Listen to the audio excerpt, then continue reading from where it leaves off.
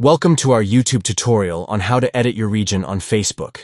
In this updated guide, we will walk you through the steps to easily update your location on the Facebook app. To begin, open the Facebook app on your mobile device.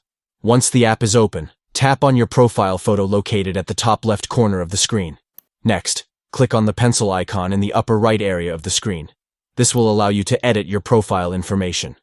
Now, tap on Edit, next to Details, to continue editing your profile.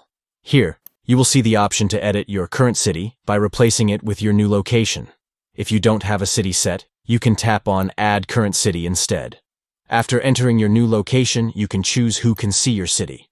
By default, it is set to public, but you can adjust this setting based on your preferences. Once you have made your changes, tap on Save to save your updated location on Facebook. And there you have it. You have successfully edited your region on Facebook. Thank you for watching our tutorial. Don't forget to like and subscribe for more helpful tips and tricks. See you next time.